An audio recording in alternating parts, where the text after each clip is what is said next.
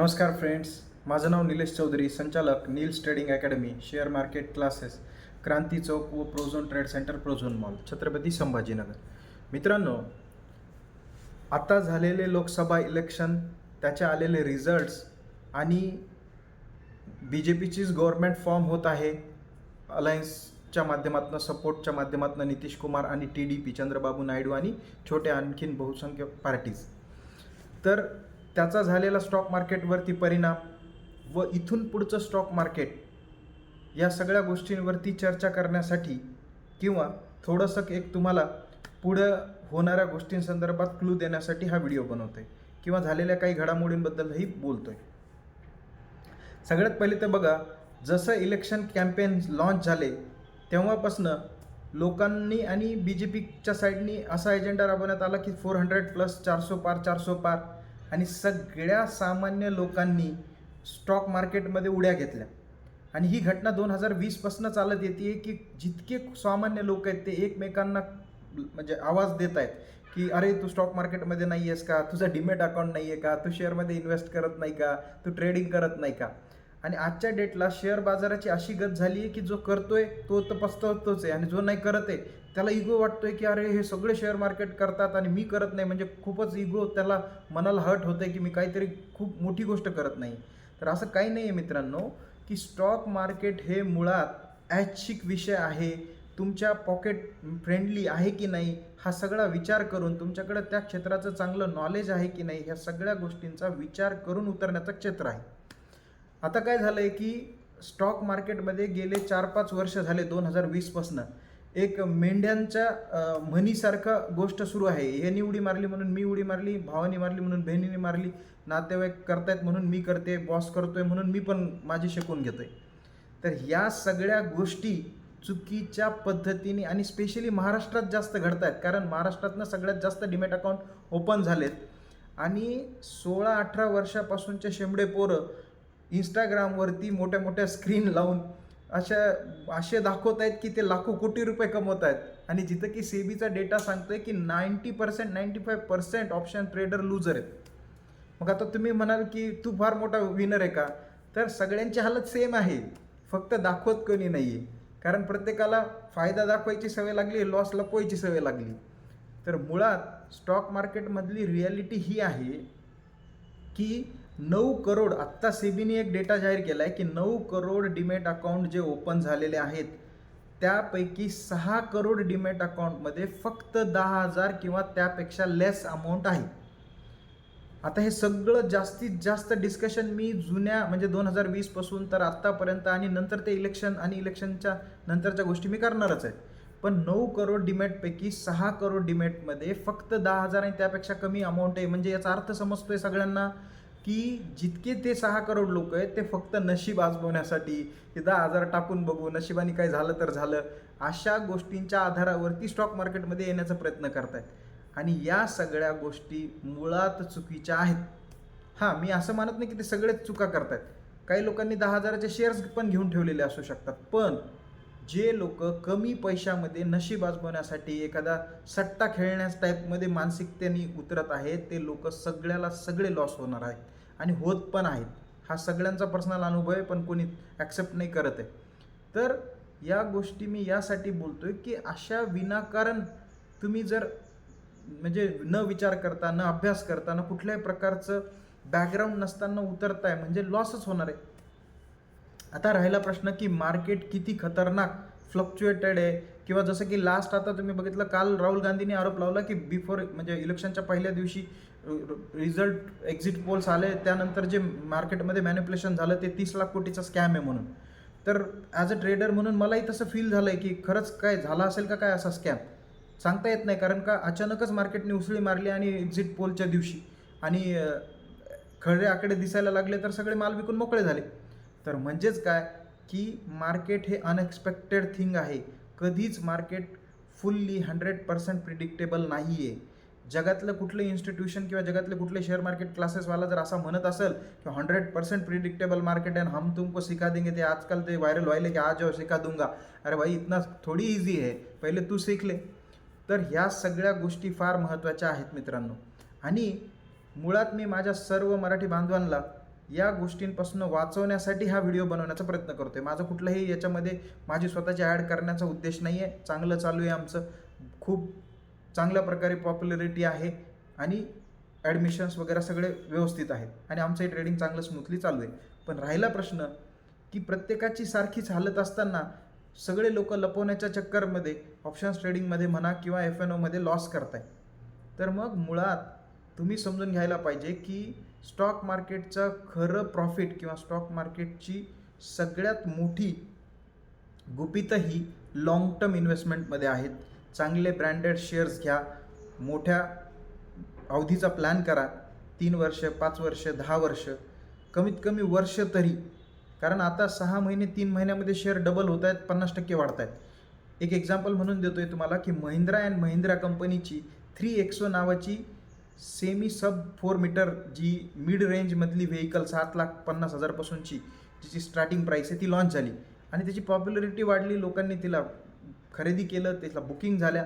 तर कंपनीचा शेअर लॉन्चिंगच्या दिवशी माझ्या अंदाजाने 2000 ते 2100च्या आसपास होता आणि मी माझ्या सगळ्या क्लायंटला सजेस्ट केलं की हा शेअर चांगला वाढू शकतो कारण ही अशी न्यूज आहे ह्या कंपनीमध्ये. मग त्या पाठीमागे कुठल्याही प्रकारचा इलेक्शन ॲजेंडा नव्हता किंवा कुठल्याही प्रकारचा असा तुक्का नव्हता की जेणेकरून हे शेअर वाढणार आहे. तर एक प्रॅक्टिकल डिसिजन मेकिंग होतं की ही गाडी लॉन्च झाली, ह्या गाडी जर लाखो नंबर ऑफमध्ये विकल्या गेल्या तर कंपनीला मुळात फायदा होईल आणि कंपनीच्या नवीन नवीन इन्व्हेन्शन EVमध्ये चालू आहेत.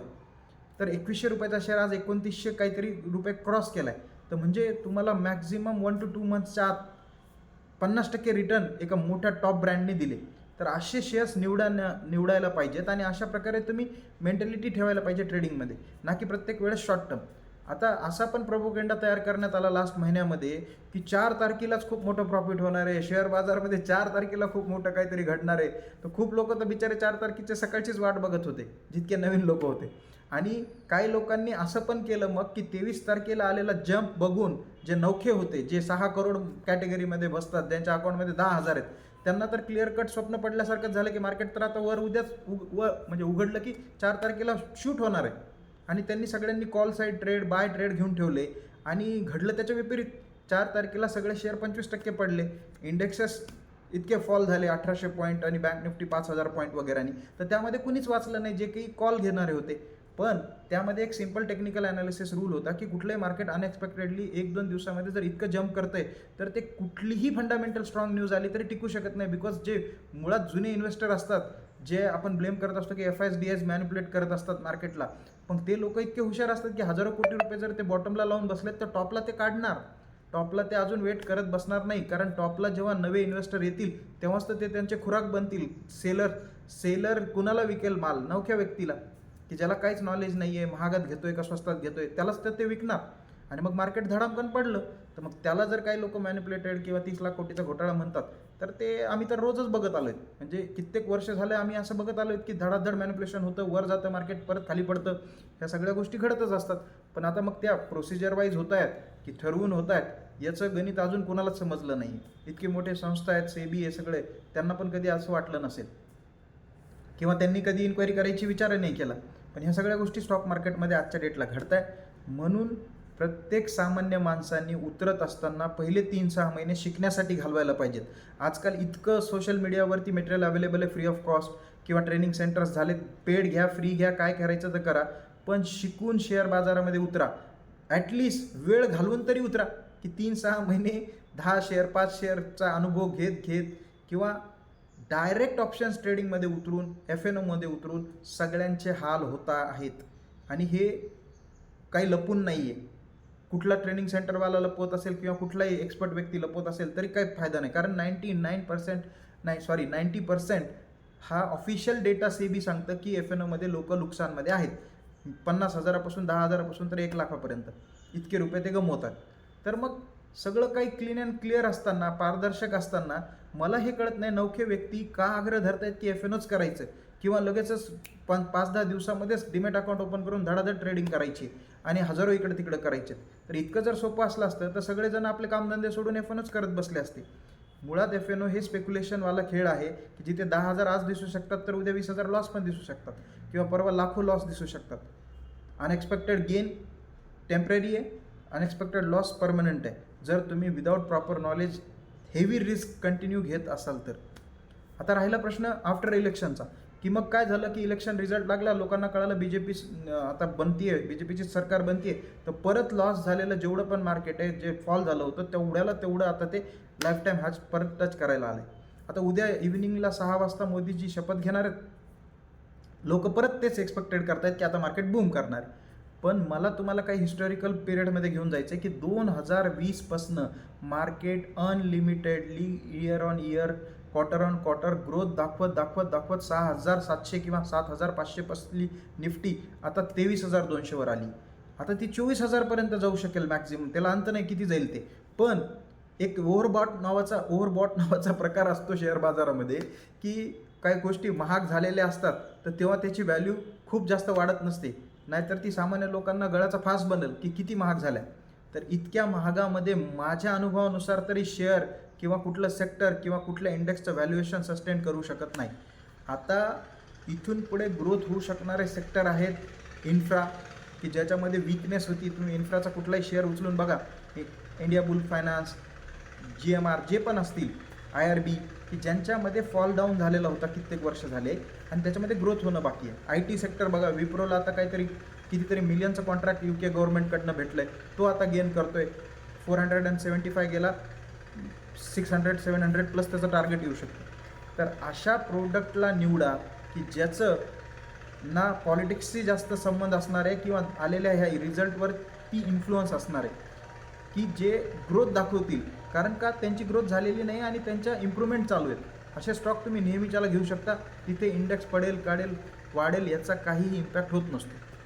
पण तुम्ही असे कॉमन प्रोडक्ट घेत असाल की जे 2020पासून ॲज इट इज निफ्टीला कॉपी करत वर आलेले आहेत, मग तेव्हा निफ्टी थोडी जरी पडली तरी ते शेअर्स पडणारच. हे सिम्पल समीकरण आहे. जसं तुम्ही त्या दिवशी बघितलं की निफ्टी जर खाली पडली तर अदानीचा शेअर पण डायरेक्ट 3800वरनं 3000ला आला. तर ह्या कॉमन थिंग्स आहेत, बिकॉज त्यांनी इंडेक्सला पुरेपूर फॉलो केलेले स्टॉक्स आहेत जे इंडेक्सलाच इन्फ्लुअन्स होतात. पण जे स्टॉक्स कामावर इन्फ्लुअन्स होतात, त्यांच्या बॅलन्स शीटवर इन्फ्लुअन्स होतात, त्यांना मिळणाऱ्या ऑर्डरवरती इन्फ्लुअन्स होतात किंवा त्यांचं जे काय फ्युचरल ग्रोथ आहे त्याच्यावरती चालतात, असे स्टॉक तुम्ही निवडा आणि बिनधास्त राहा. तर त्यामुळे कॉमन लोकांनी अशा छोट्या छोट्या गोष्टींना खूप मोठं बनवून इन्व्हेस्टमेंट स्टॉक मार्केटमध्ये केली नाही पाहिजे, की इलेक्शन आहे म्हणूनच असं होणार आहे, इलेक्शन नंतर हेच होणार आहे. आता मला सांगा की समजा BJPची गव्हर्नमेंट गेली असती तर स्टॉक मार्केट काय झिरो झालं असतं की काय? असा विचार करणारे लोक मला डोक्याने शून्य वाटतात. कारण जर इकॉनॉमी इतकी डिपेंड आहे एखाद्या पॉलिटिकल पार्टीवरती, तर मग तर काही देश तर भिकेला लागले असते आजपर्यंत. तर असं काही नाही आहे. हां, एक टेम्पररी फॉल आला असता तर ती एक खूप मोठी ऑपॉर्च्युनिटी आली असती इन्व्हेस्टरसाठी बाईंग करण्याची. कुठलीही गव्हर्नमेंट इतकं पण इंटरफेरन्स करू शकत नाही कुठल्याही इकॉनॉमिकल किंवा इतक्या मोठ्या देशाच्या अर्थव्यवस्थेला चा कणा असलेलं शेअर बाजाराला. तर कुठलीही गव्हर्नमेंट आली तर ते त्यांचे बाकीचे जे प्लॅन्स अजेंडा वगैरे ते राबवू शकते, पण कुठल्याही स्टॉक मार्केटमध्ये इतकी मोठी इन्व्हॉल्वमेंट करू शकत नाही. फॉल नक्कीच झाला असता, बिकॉज BJP लॉस झाली तर फॉल नक्कीच झाला असता. तर त्यामुळे अशा प्रकारे तुम्ही डिसिजन मेकिंग करायला पाहिजे, सतर्क राहून, एज्युकेटेड होऊन आणि चांगल्या प्रकारचा अभ्यास करून. थँक्यू.